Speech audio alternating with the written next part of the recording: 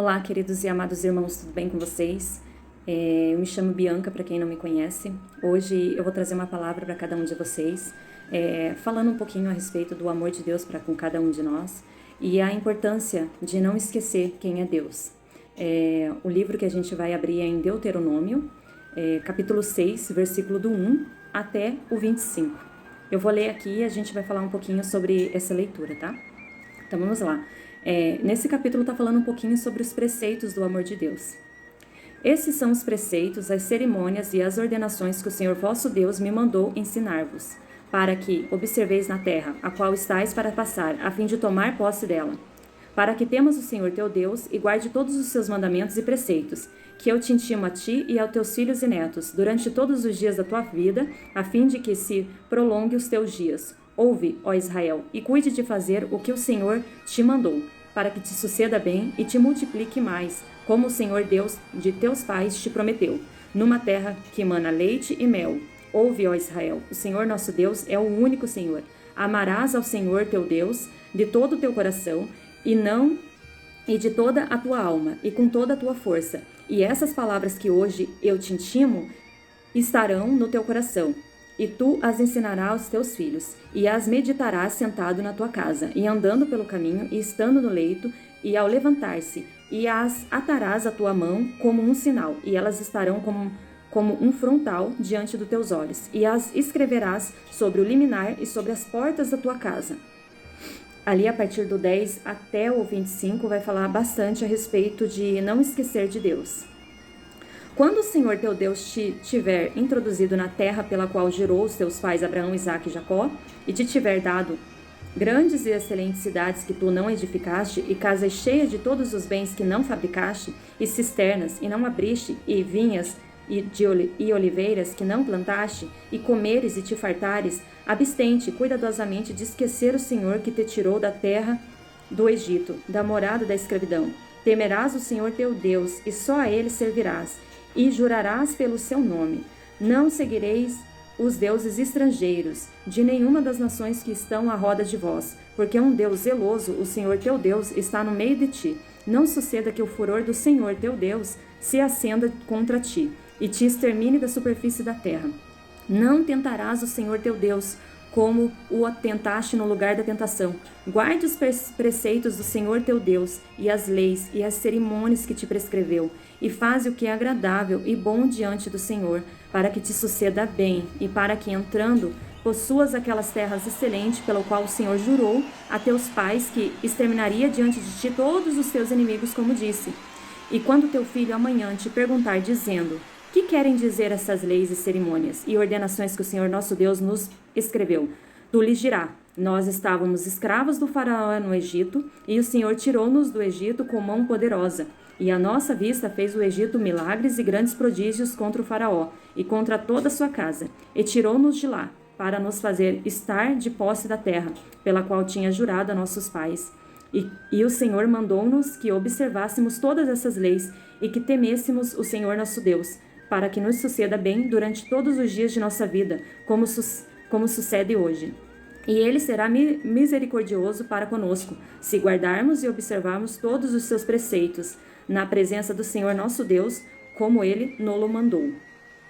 Glória a Deus, amém.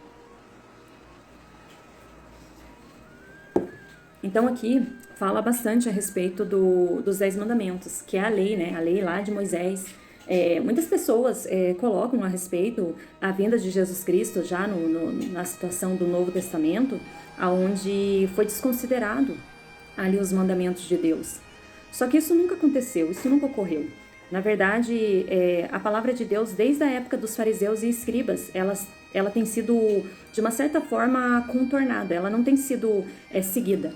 É muito importante a gente saber que toda vez que a gente lê a palavra de Deus, é a voz de Deus que está vindo dela.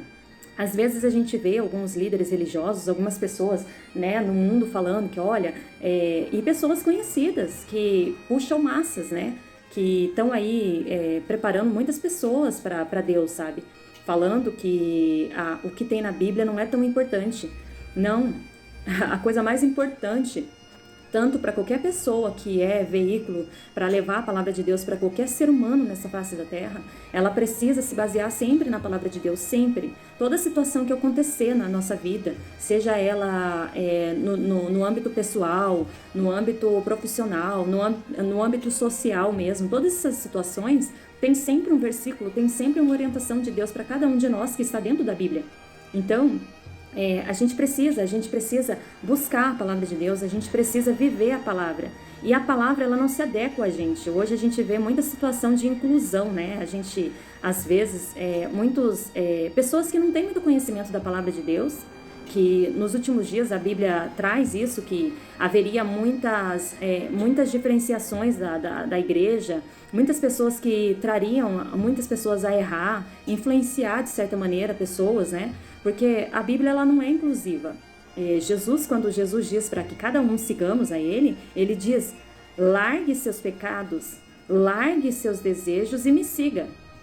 Então, assim, logicamente, para você aceitar Jesus Cristo e você aceitar seguir a palavra de Deus, você vai ser uma nova pessoa. Então, essa nova pessoa, ela não te permite você fazer coisas do jeito que você quer, seja ela de âmbito pessoal, rancor, inveja, todas essas situações, como seja no âmbito sexual, por exemplo, que hoje em dia tudo é sexual.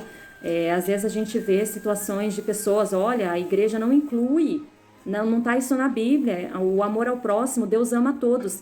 Não está errado quando fala que Deus ama a todos, mas infelizmente Deus não ama o pecado. Você precisa, infelizmente não, felizmente Deus não ama o pecado. Você precisa largar o seu pecado e seguir a Ele. Então, a igreja, ela não é inclusiva, ela é a cura.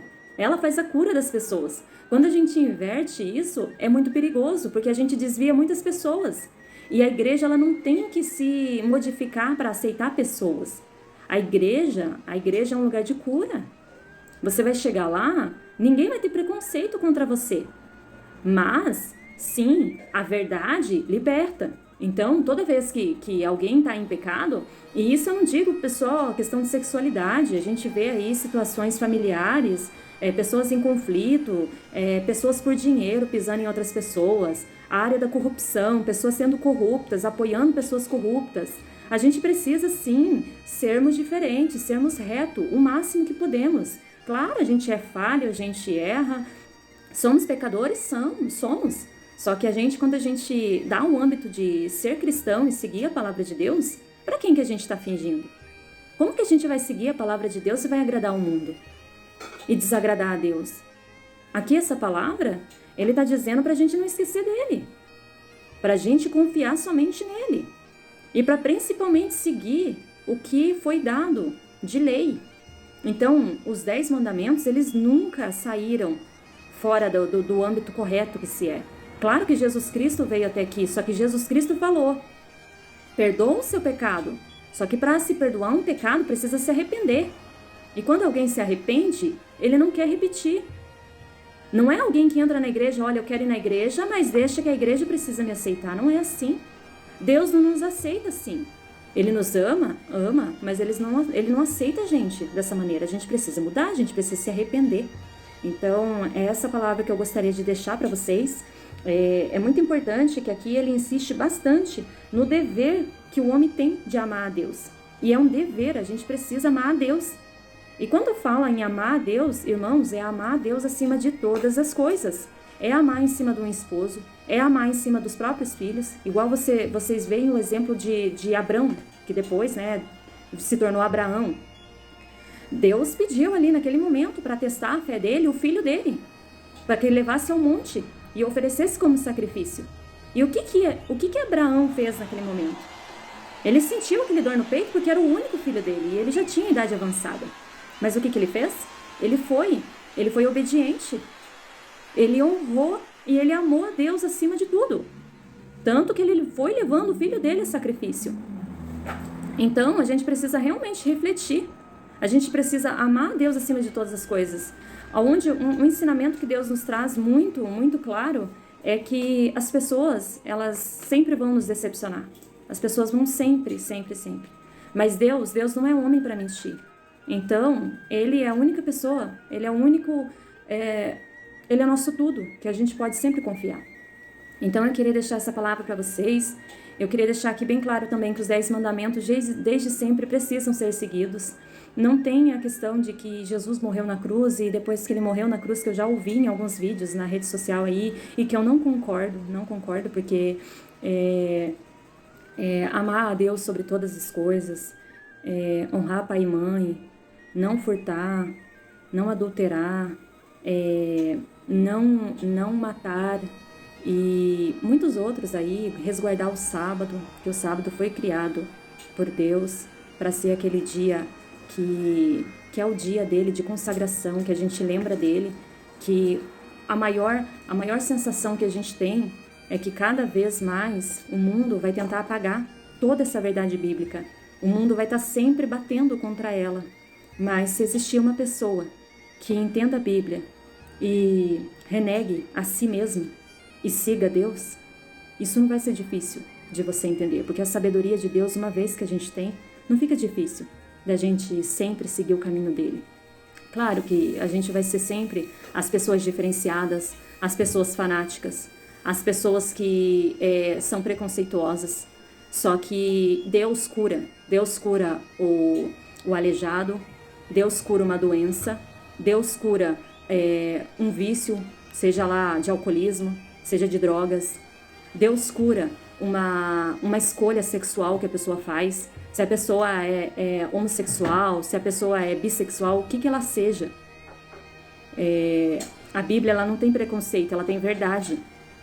Na hora que a gente ouve a verdade, a gente entende. Para Deus não é impossível. Se você entregar a sua vida para Deus, Deus vai te renovar, você vai ser uma nova pessoa.